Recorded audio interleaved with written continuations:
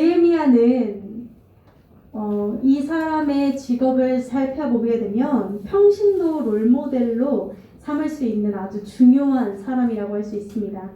우리가 흔히 생각하는 교회의 목회자 또는 사역자가 아니라 이 당시 제사장, 선지자가 아니었고요. 지금으로 말하면은 나라에서 일하는 공무원, 그것도 고위공직자였습니다. 이 느헤미야는 굉장히 엄청난 탁월한 능력을 가진 사람이었는데요. 개혁적인 리더십을 좀 가진 사람이었습니다. 이 느헤미야서를 보게 되면요, 굉장히 느헤미야서가 긴 성경은 아니에요. 한 13장 정도로 이루어져 있는데 이 내용을 보게 되면 굉장히 놀라움을 우리가 발견할 수 있습니다. 52일이라는 한 달, 두 달이 채 안 되는 그 시간 동안 무너져 있었던 예루살렘의 성벽을 다시 쌓았던 사람이 이 느헤미야입니다. 우리가 무언가 일을 맡아서 진행하고, 내가 혼자 하는 일 말고 사람들과 함께 공동체 속에서 일을 하고 진행하고 또 리더의 자리에 서게 되면 우리가 경험하게 되는 것들이 있는데 겪게 되는 문제들이 있죠. 무언가가 슬슬 풀려갈 것 같다가도 잘 막히는 것들이 있습니다. 때로는 외부의 공격이나 방해, 우리가 잘 하려고 할 때 외부에서 이렇게 괜히 지나가는 사람들이 쪼이트 넣는 경우도 있고요. 또 내부 안에서 사람들이 낙심이 생기는 경우들이 있습니다. 또 우리가 일하다 보면 항상 느끼는 거지만 일의 분업이 잘 안 되는, 한쪽으로 쏠림 현상이 발생하는 그런 경우도 성격 차이로 많이 있습니다. 근데 이런 부분들이 느헤미야서에 다 있어요. 이게 평신도 리더였다 보니까 직접 현장에서 뛰면서 경험했던 공동체 간의 문제, 외부의 공격, 이 모든 것들이 느헤미야서에서는 다 기록이 되어져 있습니다. 그러한 내용이 담겨져 있는 성경이 느헤미야서인데요. 그러한 느헤미야서의 전체 주제는 단연 회복이라고 할 수 있습니다. 회복인데 어떤 회복이냐라고 한다면 느헤미야는 무너진 성벽의 회복이라고 할 수 있겠죠. 제가 영상을 잠깐 준비했는데 성벽을 다시 세우는 게 왜 중요한가? 우리는 성벽이 없잖아요. 그죠? 그래서 중세시대 때 진짜 중세시대 영상은 아니고요. 영화가 있더라고요. 사실 제목은 잘 몰라요. 근데 유튜브에서 제가 가져와봤습니다. 멈췄네요. 여기 멈췄죠?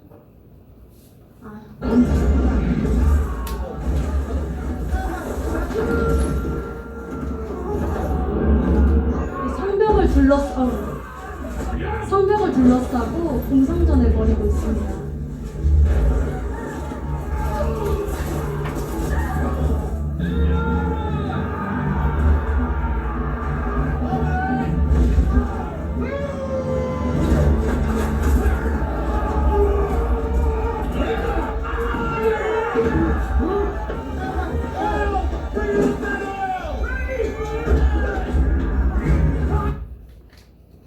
끝이에요. 이 뒤에는 막 다른 내용들이 나와서 제가 여기서 끊었습니다. 자, 이렇게 지금 영상에서 보셨듯이 한쪽은 성벽을 지키느라 막 애를 쓰고 또 한쪽은 굴착기를 가져와서라도 성벽을 뚫느라 막 애쓰곤 합니다. 이들은 왜 이 성벽을 둘러싸고 이렇게 치열한 공성전을 벌였을까요? 아마 당연히 이 성벽이 안에 있는 사람들을 보호해주는 벽이었기 때문이지 않을까 싶습니다. 우리들에게 있어서 이 성벽은 우리들에게 어떤 의미를 주느냐 하면 당연하게도 마음 전쟁일 것입니다. 우리들의 수많은 찾아오는 공격들 속에서 성경이 말하는 것처럼 생명의 근원인 마음을 지키고 또 보호하기 위해서 우리들의 무너진 마음의 성벽들을 세우는 것이, 또 회복하고 허물어진 우리들의 마음 가운데 그 성벽을 재건하는 것이 우리들이 마땅히 해야 할 일들인 줄로 압니다. 우리가 고백하는 이야기 중에 우리가 교회입니다라는 멘트가 있죠. 우리가 교회라는 것은 단순히 이 건물을 말하는 것이 아니라 건물 넘어서 각 개인 성도 한 사람 한 사람이 에클레시아, 하나님을 부르심을 받은 한 사람의 그리스도인으로서, 교회로서 살아가게 된다라는 의미입니다. 그렇기에 우리는 우리들의 정말 그 중심인 생명의 근원인 마음을 지키기 위해서 이 성벽을 쌓는 것이 너무나 중요하다라는 것이죠. 자, 이렇게 성벽을 회복하는 하나님의 역사 가운데 한가운데 있었던 것이 이 느헤미야인데요. 오늘 이 시간 저와 여러분이 이 본문을 함께 살펴보면서 우리들의 허물어진 마음들을 단단한 성벽으로 세우게 되기를 간절히 소망합니다. 정말 느헤미야를 보게 되면 매력적인 그리스도인이라고 칭할 수 있을 것 같습니다. 1절은 이렇게 시작합니다. 우리가 느헤미야 1장 1절을 보게 되면 가장 첫 번째 말이 이렇게 시작해요. 하가랴의 아들 느헤미야의 말이라. 이 한 가지 한 줄의 문장 속에 이 시대의 배경과 그리고 이 시대 속에서 하나님이 어떻게 일하실지가 모두 담겨 있습니다. 우리가 어떻게 알 수 있냐면요. 이 하가랴라는 사람의 이름의 뜻. 이 당시에는 이름의 뜻이 굉장히 중요했습니다. 하나님께서도 친히 이름의 뜻을 아브람에서 아브라함으로, 야곱에서 이스라엘로 계속해서 이름을 바꾸신 것처럼 이름은 그 사람의 삶의 가치관이 담겨 있었습니다. 그리고 그 시대의 상황도 담겨 있었던 것이 이름인데요. 이 하가랴의 이름의 뜻은 이것이었습니다. 여호와께서 어둡게 하셨다. 그리고 느헤미야의 이름의 뜻은 하나님의 위로입니다. 이것을 조금 풀어서 이렇게 말해볼 수 있을 것 같습니다. 이 당시 시대 상황은 하나님께서 허락하신 어두움이 깔려 있었습니다. 그 어두움은 짙은 어두움으로 안개로 자리 잡고 있었는데요. 그 가운데 비추시는 한 줄기 빛이 있었습니다. 그 빛은 하나님의 위로였습니다. 이렇게 정의해 볼 수 있을 것 같습니다. 이 당시의 어두움이라 함은 어떠한 것이었냐면요. 1절부터 3절까지를 보게 되면 우리가 알 수 있습니다. 우리가 아닥사스다부터 함께 합독해 봤으면 좋겠습니다. 시작! 아닥사스다 왕 제20년 기슬르월에 내가 수산궁에 있더니 나의 한 형제 중 하나니가 두어 사람과 함께 유다에서 이르렀기로 내가 그 사로잡힘을 면하고 남아있는 유다 사람과 예루살렘 형편을 물은즉 저희가 내게 이르되 사로잡힘을 면하고 남은 자가 그 도에서 그 하나님을 만나고 능력을 받으며 예루살렘에서 획파되고 성문들은 소화되었다 하는지라. 아멘.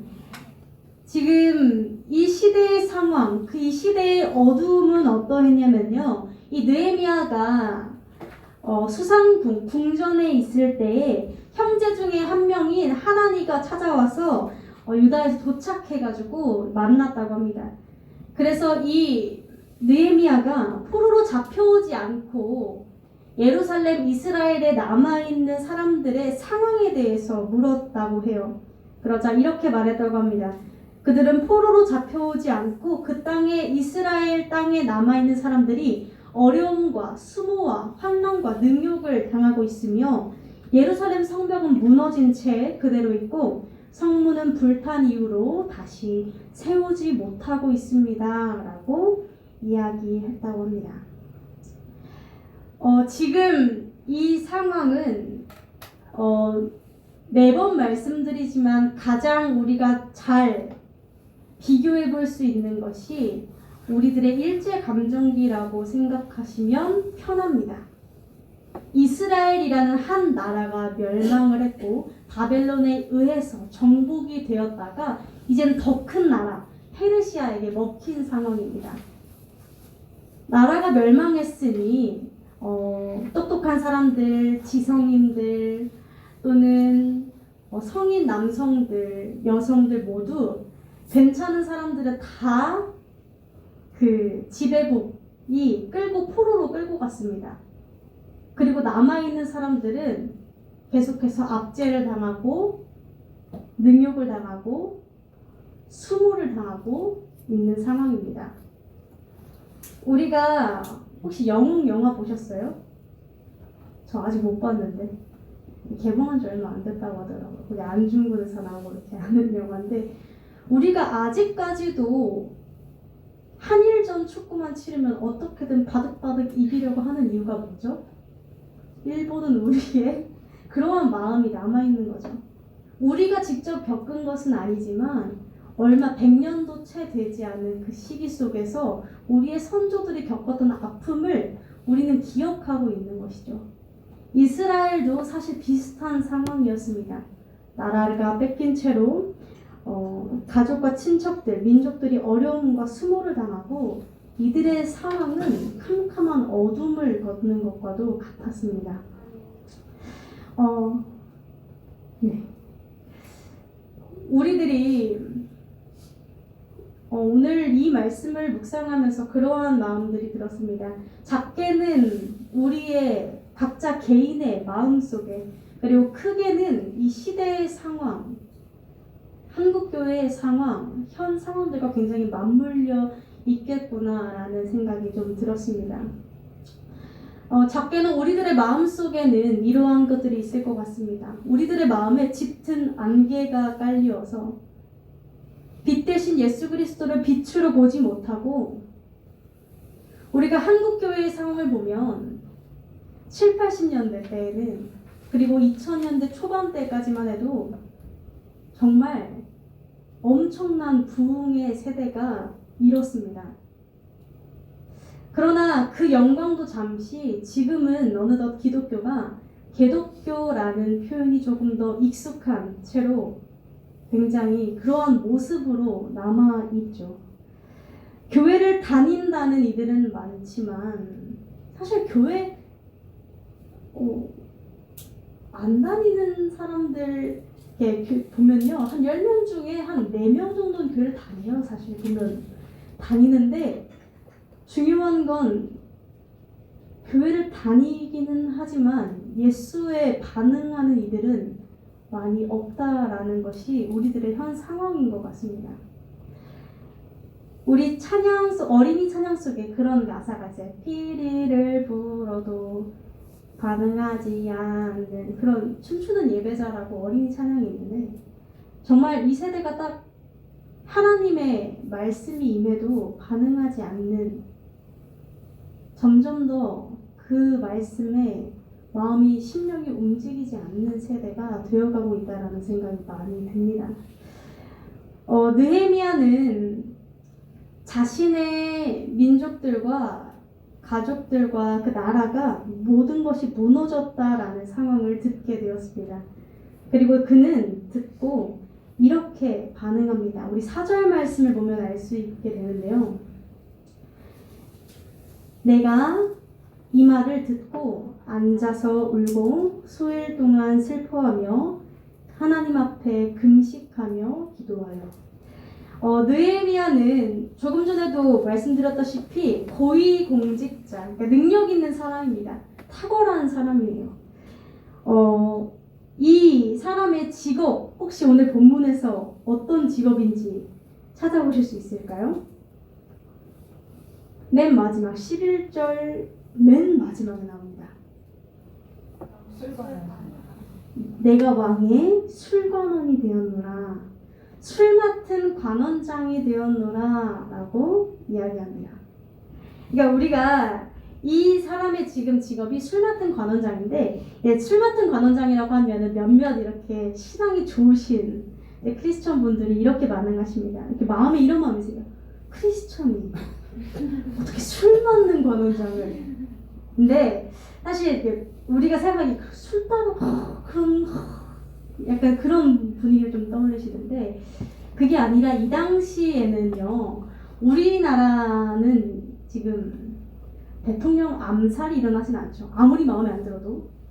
아무리 마음에 안 들어도 갑자기 총 쏴서 죽이거나 그러진 않잖아요. 나름 잘 살아있죠, 다들. 근데 이 당시는 왕권이 되게 불안정했습니다. 그래서 암살 시도가 되게 많이 일어났어요. 암살 보통 어떻게 할까요? 사극 드라마 보면 어떻게 하던가요? 네, 독타죠. 사극 드라마를 정말 좋아하십니다, 전문가님. 보통 먹는 음식에 독을 타요. 그래서 왜 우리 조선시대 때도 그런 거 있어요. 기미상궁 아세요? 기미상궁? 기미상궁이 먼저 다 먹어봐요. 은수저로 이렇게 떠가지고 독이 들었나 안 들었나 다 보고 이렇게 해요.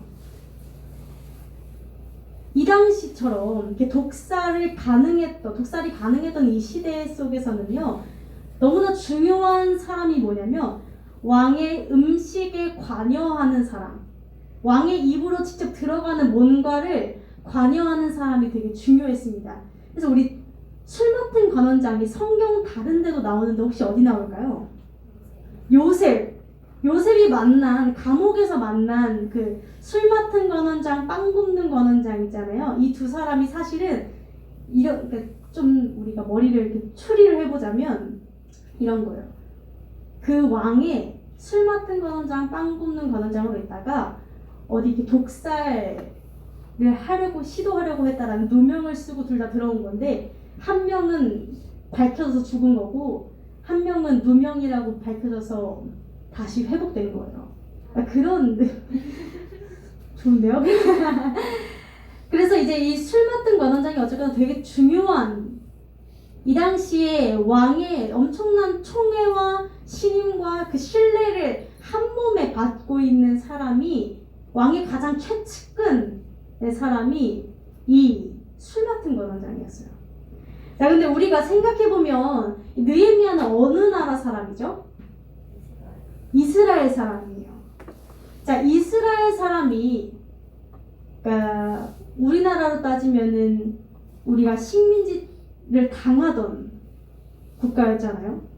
근데 지배국이었던 그 일본의 왕의 최측근이 된다라는 건 뭐 쉽지 않은 일이에요. 그렇죠? 식민지 지배를 당하던 나라였던 이스라엘 사람인, 그러니까 우리말로 표현하자면 우리 사람들 이런 말 많이 해요. 흑수저. 왜냐면 식민지 지배를 당하던 그 포로로 왔잖아요. 포로로 왔었던 그 느헤미야가 출신의 한계를 다 극복하고 왕의 최측근으로 자리 잡았다라는 건 이 사람의 능력은 엄청난 겁니다. 이 사람의 처세술과 이 사람의 능력과 이 사람의 그 모든 지도력과 이를 탁월했던 사람이에요. 그래서 이 사람은 우리가 보게 되면은 엄청난 이 시대의 지성인이라고도 할 수 있습니다. 자, 그런데 이 느헤미야가 1절에 그렇게 시작하잖아요. 내가 수상궁에 있을 때. 그러니까 왕의 최측근이면 굉장히 풍요롭게 살고 먹고 살만하게 살았던 사람이에요. 그런데 그렇게 풍요로웠던 그가 이 이야기를 듣고 수일 동안 슬퍼하며 울기 시작합니다. 그에게 어떤 마음이 있었던 건가요? 그에게 애통하는 마음이 있었다는 겁니다. 이 애통하는 마음이 대체 뭐냐? 우리 지난주 찬양 속에 그런 가사가 있었어요. 주님의 마음이 있는 곳, 주님의 시선이 있는 곳, 나 있기 원하네. 매일 고백하잖아요. 그죠? 그리고 하나님 당신의 마음이 있는 곳에 나의 마음이 있기를 원해요. 고백하는데 그 마음이, 하나님의 마음이 있는 곳에 느헤미야의 마음이 있었다라는 겁니다. 느헤미야는 지금 당장 내 밥벌이도 괜찮고요, 내 미래도 안정적인 직장에 잘 살고 있어요. 그렇다면 충분히 풍요롭고 충분히 풍족한 삶을 누리면서 살아가고 있는데, 이 사람의 시선은 그 화려한 것에 있지 아니하고 하나님의 마음이 임한 그곳에 그의 마음이 애통하는 마음으로 있었다는 거예요. 우리가 아주 작게는요, 이 마음이 나의 심령을 향한 마음으로 있었으면 좋겠습니다. 혹시나 나의 마음이 하나님의 말씀 가운데 반응이 없는 채로 짙은 안개와 어두움이 깔려있는 채로 하나님의 말씀을 밝히 알지 못하는 상태 가운데 있다면 이 애통하는 마음이 나를 향하여 좀 있었으면 좋겠습니다. 우리가 이렇게 고백해봤으면 좋겠어요. 하나님, 나의 마음이 어두워서 당신의 말씀을 밝히 알지 못하니 나의 마음을 좀 깨우쳐 주십시오. 이런 애통하는 마음이 우리들에게 있었으면 좋겠습니다. 더 크게는요, 나만 사는 것이 아니라 나의 가족, 나의 이웃, 이 어두운 세대를 향해서 우리가 한순간이라도, 정말 한순간이라도 우리들의 마음이 그 고통으로 울부짖었으면 좋겠습니다.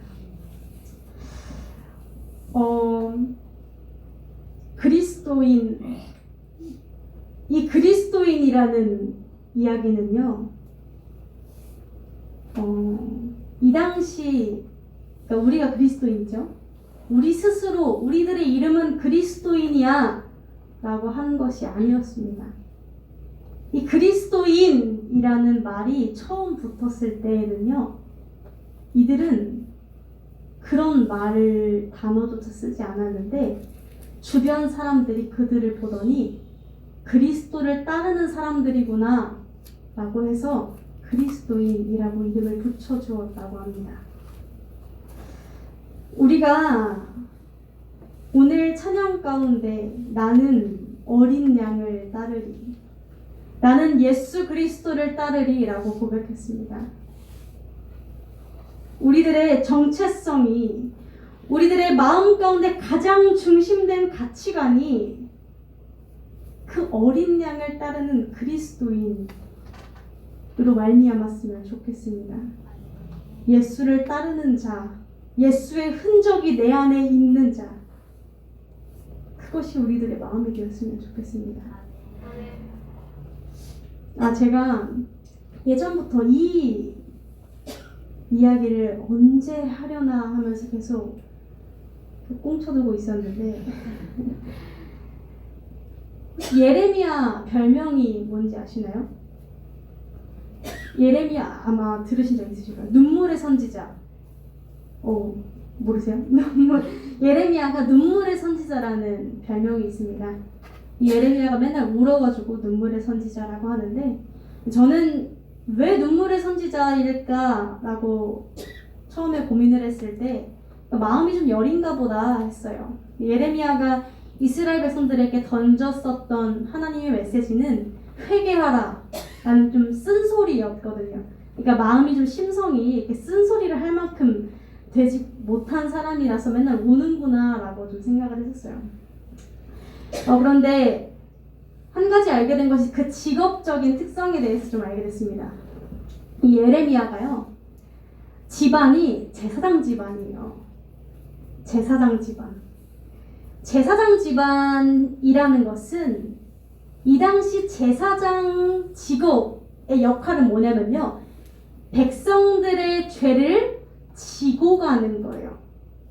그래서 제사장들은 어떤 능력이 있어야 되는 사람들이냐면요, 제가 예를 들어 제사장이면 우리 다연 성도님의 죄도 제가 대신 지고 가는 거고요, 우리 지휘자님의 죄도 제가 대신 지고 가는 겁니다. 그래서 다연 성도님이 죄를 지을 수밖에 없었던 이유, 상황, 형편을 내가 처절하게 공감하고 하나님께 대신 지고 나아가는 겁니다. 하나님, 다른 성도가 이럴 수밖에 없었습니다. 이런 역할이 제사장이었어요. 그 집안에서 컸습니다. 예레미야는 어렸을 때부터 이 백성들의 아픈 현 상황을, 이들이 바쁘고 치열하게 살고 치이면서 살고 해서 하나님을 떠나 살 수밖에 없었던 그들의 상황을 공감하고 컸습니다. 그런데 하나님이 예레미야를 제사장으로 부르신 게 아니라 뭐라 부르신다고요? 선지자로 부르십니다. 선지자는 뭐 하는 사람이냐면 둘이 역할이 달라요. 선지자는 하나님이 말씀을 넣어주시면 그 말씀을 그대로 전하는 사람들입니다. 그래서 선지자는 주로 쓴소리를 많이 합니다. 회개해. 너 그렇게 살면 안 돼. 하나님께 돌아와. 여호와께 엎드려. 이런 이야기들을 하고 보통 선지자들은 그래서 전하고 튑니다. 전하고 튀어요. 네. 보통 선지자들은 말씀을 투척하고 요나도 한 바퀴 훌쩍 투척하고 튀었습니다. 왜냐면 이게 쓴소리를 던지고 가면요, 이 사람들이 받아들이는 사람들도 있지만 그렇지 않은 사람들도 있어요. 던지고 튀는데, 그래서 이 선지자들의 역할의 특성은 뭐냐면요, 하나님의 아픈 마음을 공감해야지만 그 쓴소리를 내뱉을 수 있었습니다. 하나님의 마음을 공감하는 자로 불렀어요. 예레미야는 그러면 이 두 가지를 다 가지고 있었던 겁니다. 하나님의 애통해야 하는 마음도 알고요, 동시에 이 사람들이 왜 이렇게까지 죄를 짓는지 그들의 형편도 공감했습니다. 그랬더니 이 예레미야가 할 수 있었던 단 한 가지는 우는 것밖에 없었습니다. 하나님의 그 애통하고 애절한 마음도 알아서 이들이 이대로 가면 다 죽을 걸 알아서 말씀을 전할 수밖에 없는데, 동시에 이 사람들이 너무 지쳐 보이는 거예요. 매일을 치열하게 사는 거예요. 그런 그들의 마음도 공감해서 이러지도 저러지도 못하면서 애통해하면서 울었습니다. 그래서 별명이 눈물의 선지자예요. 근데 우리가 그리스도인으로서 이 두 가지의 마음이 있었으면 좋겠습니다.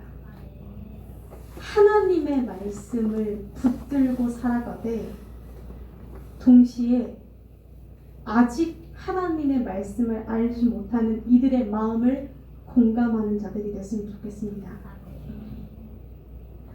하나님의 말씀만, 하나님의 마음만 공감하게 되면 어떤 일이 생기냐면요, 그 말씀을 들고 때리게 됩니다. 우리 찬양 중에 한 손에 복음 들고 한 손에 사랑을 들고 있잖아요. 왜 복음이랑 사랑을 동시에 들어야 될까요? 복음만 들면, 물론 복음이 사랑인데 사람이 참 한 가지 면밖에 못 봐요. 그래서 복음만 들면 그냥 아프게 때리기만 해요. 근데 이 사랑만 들면 또 어떻게 되냐면요, 이 사람 하나님의 말씀을 정말 중요한 그 진리를 보지 못한 채 타협하면서 흘러가요. 이 균형을 지키는 게 우리들이 해야 할 역할입니다. 네, 조금 딴 이야기로 샜는데, 이렇게 느헤미야처럼 예레미야처럼 우리가 그리스도인으로서 우리들의 마음에 하나님의 비전이 있었으면 좋겠습니다. 적어도 우리 베데스다 교회 성도님들이라면 적어도 내가 하나님 안에서 살아보겠다 결심한 성도라면 이 어린 양을 따르고자 하는 그 마음이 우리들에게 있었으면 좋겠습니다. 느헤미야는 그렇게 성벽을 좀 회복해 나가는데요. 성벽을 회복해 나갈 때 그의 첫 번째 벽돌은 기도와 말씀이었습니다. 느헤미야는 어떤 사람이었는가를 보게 되면 말하기 전에 기도하고 일하러 가기 전에 기도하고 자기 전에 기도하고 일어나서 기도했던 기도의 사람이었습니다. 그러니까 이 사람은 이렇게 표현하자면 늘 하나님이랑 통화 중이었다고 생각하면 됩니다.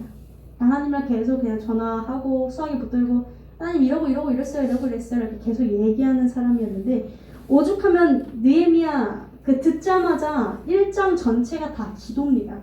지금 이 5절부터 다 기도예요. 5절부터 다 기도인데, 그에게 있어서 기도가 강조되는 것은 그의 기도는 정말 우선순위가 확실한 기도였습니다. 느헤미야는요 능력이 있다 했잖아요. 아무것도 할 수 없어서 기도하는 게 아니었습니다. 느헤미야 해보려면 해볼 수 있었습니다. 느헤미야가 입김이 얼마나 센데요. 왕한테 말해서 어떻게든 해보려면 해볼 수 있었던 위치가 느헤미야의 위치예요. 그 정도 권력은 됐어요. 그런데 느헤미야가 그에게 닥쳐온 문제 가운데 했었던 첫 번째 반응은 기도였다라는 겁니다. 우리가 이런 지성인이 되었으면 좋겠습니다. 우리가요, 세상 속에 섞여 살아가면서 그 실력을 발휘하지만 정말 중요한 그 순간은 하나님께 결정 권한을 넘겨드리는 그런 자세가 되었으면 좋겠습니다. 기도는 나의 힘이 닿을 때까지 다 해보고 그 남은 구석을 기도로 채우는 게 아닙니다. 기도는 내가 보여야 할 첫 번째 반응입니다. 물론 사실 저도 여러분도 이걸 모르지는 않을 거라 생각합니다. 그러나 이렇게 행동하는 것이, 믿음대로 행동하는 것이 쉽지는 않죠. 이 기도라는 것이 왜 우선순위가 중요한가 하면, 이 기도는요, 나의 지혜, 경험, 해결 방법으로부터 한 발자국 멀리 떨어지게끔 합니다. 기도를 하는 그 순간에는 잠시 내려놓게 되어요. 제가 계속 두 가지 중에 조금 고민을 했었습니다. 우리 이 두 가지가 있는 것 같아요. 기도에 대한 영역은. 한 가지는 우리가 기도하고 하나님이 일하실 때를 기다려야 되는 순간이 있습니다. 내가 움직이는 게 아니라. 지금 오늘 본문 상황에서 느헤미야가 그랬죠. 느헤미야가 4장, 5장 넘어가면요, 기도하면서 일합니다. 기도하고 일하고, 기도하고 일하고. 그러니까 기도에 대한 영역에서 느헤미야가 두 가지 태도를 보였다라는 건데요. 하나는 기도하고 하나님이 일하실 때까지 움직이지 않았다라는 것과, 또 하나는 기도하면서 내 할 일을 했다라는 겁니다. 이 두 가지 중에 뭐가 옳을까요? 뭐가 옳을까요? 이 두 가지 중에. 네, 둘 다 맞습니다. 둘 다 맞아요. 우리가 이 기준은 아마 이런 것 같습니다. 배로 비유를 하자면, 아까 찬양하면서 생각이 났어요. 비유를 하자면, 배가 있을 때 그 방향을 조정하는 그 키의 자리를 하나님께 맡겨드리고 나는 열심히 노를 젓고 있는 겁니다. 내가 목표하는 것을, 내가 결정을 내린 것을 노를 젓고 막 가다가 하나님이 방향을 틀어버리겠다고 한다고 하더라도 내가 그것을 받아들일 마음의 자리가 있는가에 대한 부분인 것 같습니다. 노는 계속 저어야죠. 하나님이 우리들에게 동역을 선물로 주셨으니까요. 다만 우리가 그렇게 노를 저으면서 하나님이 방향을 틀어버리겠다 하셨을 때, 내 지금 저어가지고 여기까지 왔는데 뭘 틉니까? 내가 진짜 죽어라고 저은 노인데 뭐 다시 돌아가라는 겁니까? 뭐 어쩌라는 겁니까? 이러한 마음의 태도가 내 안에 있는지, 아니면 돌리시렵니까? 가십시오. 또 젖겠습니다. 인지. 저는 곰곰이 생각해보면 저의 모든 삶의 부분들을 내가 노를 저었는데 라는 자부심으로 조금 지내왔었던 것 같습니다. 사람과의 관계도 내가 노력하고 이렇게 했었는데 라고 했기 때문에 하나님께서 틀어버리시면, 방향을 트시면 항상 물음표가 생겼었고, 저의 직업이나 미래에 관한 부분도 내가 노를 저어서 여기까지 왔는데 당연히 그래야만 하는데 라는 그 생각에 그 키를 노만 쥐고 있어도 되는 상황 속에서 키까지 붙잡고 움직이지도 가지도 못하는 상태로 있었던 것 같아요. 우리 성도님들은 어떤가 여쭙고 싶습니다. 내가 내 인생이라는 그 배에 노를 젓고 하나님께 키를 내어드릴 마음에 자리가 있는지, 아니면 노도 내 거, 키도 내 거, 아니면 키 내 거, 노 하나님 거. 하나님 노 좋으세요? 내가 키 자꾸 움직이게. 이럴 수도 있잖아요, 사실. 그러니까 한번 잘 생각해 보세요. 아마 영역은 다양할 겁니다. 결혼도 될 수 있고요, 직장도 될 수 있고요, 돈의 영역이 될 수도 있고요, 사람 부분도 될 수 있을 거예요. 많은 것들이 있을 겁니다. 그 부분마다 다 점검을 한번 해보세요. 자, 그렇게 이 기도가 강조가 되는데, 마지막으로 그가 어떤 기도를 했는가가 굉장히 중요합니다. 우리 5절 함께 봐볼까요?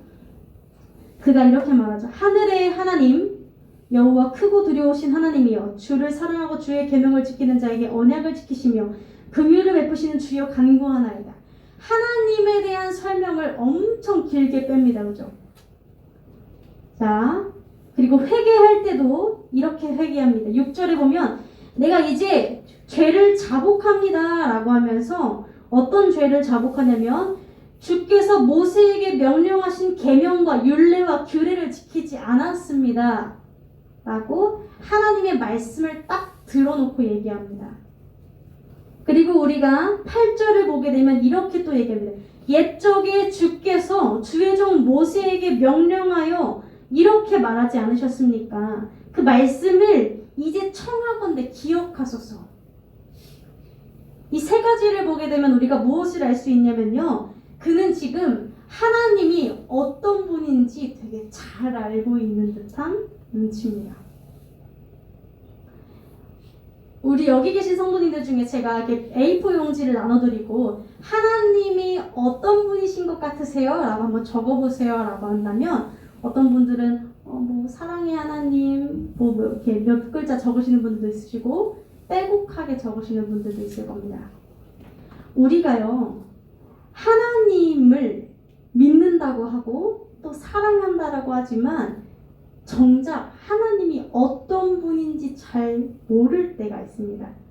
이게 한번 시간 나면 적어보세요. 왜냐면 내 마음속으로 그냥 웅얼웅얼 흐물흐물하게 그냥 뭐 그런 것도 같고 저런 것도 같은데 막상 말로 해보려고 하거나 글로 써보려고 하면은 안 나와요.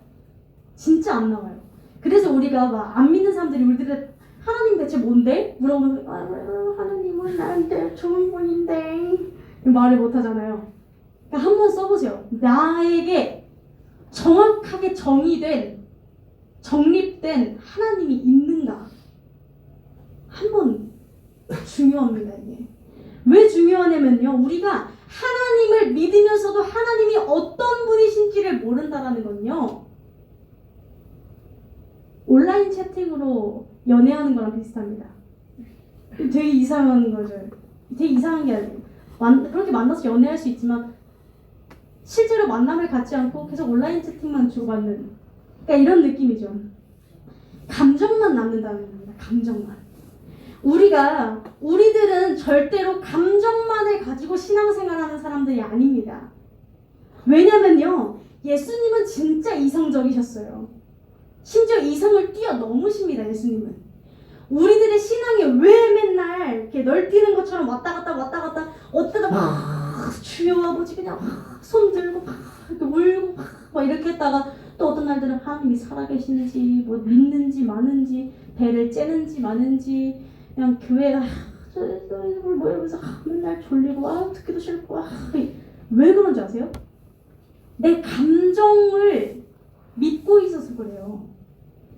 우리가 하나님을 믿어야 되는데 우리의 신앙의 성공과 실패는, 예배의 성공과 실패가 오늘 내 체력의 컨디션, 우리가 좀 몸이 쌩쌩하고 체력이 좋으면 기도가 되게 잘 돼요. 그러면 오늘 기도가 좀 성공한 것 같고 나의 신앙이 한층 더 성장한 것 같고, 우리가 몸이 지치는 날 있잖아요. 막 졸다 갔어요. 나의 신앙은 쓰레기고 나는 실패한 것 같고. 아니요. 하나님은 내 감정이 이렇든 저렇든 살아계세요. 하나님은 내 감정 따위에 움직이는 분이 아니세요. 하나님은 그냥 살아계신 분이세요. 우리는요, 우리의 신앙이 너무 감정에만 의존되어서는 절대로 안 돼요. 왜냐하면 하나님이 우리에게 주신 이 성경은 굉장히 팩트를 기반으로 하고 있는, 사실 기반으로 하고 있는 역사적인 성경이고 역사적인 기록물이고, 그 하나님은 그때에도 살아계셨고 지금도 살아계신 현실과 사실로 우리에게 임하시는 분이세요. 그렇기 때문에 우리들은요, 흔들리지 않는 신앙인이 되기 위해서는 이 팩트가 우리들의 마음 가운데 있어야 한다라는 거예요. 그래야 우리가 내 감정이 뜨거울 때만 주님을 사랑하고 뜨겁지 않을 때는 사랑하지 않고 이 감정이 전부인 것처럼 행동하지 않게 돼요. 뜨거울 때는 뜨거운 대로 하나님을 찬양하고 잔잔할 때는 잔잔한 대로 하나님을 찬양하게 돼요. 이게 얼마나 자유로운 건데요. 이게 자유로워지지 않으면 난 맨날 죄책감을 가진다고. 나는 이렇게 눈물도 안 나오고, 예전에는 그렇게 뜨거웠는데 지금은, 물론 식었을 수는 있거든요. 물론 식었을 수는 있는데, 그러니까 한번 잘 생각해보자고요. 하나님이 내 감정이 뜨거우면 살아있고 내 감정이 식으면 죽은 분이에요? 하나님은 그냥 살아있는 분이에요. 살아계신 분이에요. 그 이름 자체의 능력이 있으신 분이에요. 그게 얼마나 짜릿한 건데요. 우리는 그 살아계신 예수를 믿는 거라니까요. 우리들의 연약한 것을 믿는 것이 아니에요. 우리가 이 성경은 진리를 말하고 팩트를 말해요. 하나님은요, 우리가 어떻든지 간에, 우리들의 모습이 어떻든지 간에 일방적으로 우리를 죄와 사망에서 건지기로 결정을 하셨어요. 우리는 그 사실을 받아들이는 사람들이에요. 우리가 그 말씀이 정말 진리이고 팩트라면 모두가 다 대로변을 달린다고 우리도 함께 힘써 달리지만 성경이 그 너머에 절벽이 있다라고 소리치고 절규한다면 우리 그 말에 한번 귀 기울여 봐야 되는 거 아닙니까? 그게 정말 진리고 팩트라면 내 감정이 어떻든지 간에 그 주님 한번 찬양해 봐야 되는 거 아닙니까? 그 말씀이 내 안에 살아있어야 나의 기도가 안정적으로 가게 돼요. 나의 신앙이. 사랑하는 성도 여러분, 말씀과 기도, 단순히 매일 듣는 이야기가 아니라요, 살아계신 하나님 예수 그리스도 그분의 말씀과 우리가 그분과 대화할 수 있는 유일한 그 기도라는 그 벽돌로 내 마음의 성벽을 쌓으시길 바랍니다. 하나님이, 그분이 내 안에 팩트로 살아계실 때 내 삶에 고난이 찾아와도 내가 그 고난에 지배당하지 않습니다. 내가 사람을 사랑해도 그 사람에 지배당하지 않습니다. 돈을 누리고 풍요를 누려도 그 돈과 풍요와 권력에 지배당하지 않습니다. 그 팩트가 하나님이 내 안에서 성벽을 치고 계실 때 우리가 우리들의 신앙을 지켜나갈 수 있습니다.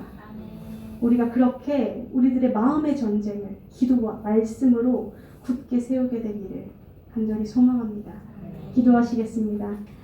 지금도 살아서 우리들 가운데 역사하시는 하나님, 우리가 당신의 영광을 바라보며 오늘의 말씀을 묵상했습니다. 주님, 당신은 우리들의 모든 부족함과 연약함 가운데도 여전히 살아계시고 우리들과 함께 하시며 우리들을 구원하시기로 결정하셨는 줄로 믿습니다. 하나님, 바라고 구하오니 우리가 느헤미야의 모습처럼 언제나 당신과 대화하고 소통하며 주님 또한 그분의 성품을 기억하며 굳세게 나아갈 수 있도록 주님 허락하여 주시옵소서. 그 모든 공격 가운데 주님께서 지켜주실 것을 믿사오며 예수님의 이름으로 기도드렸습니다. 아멘.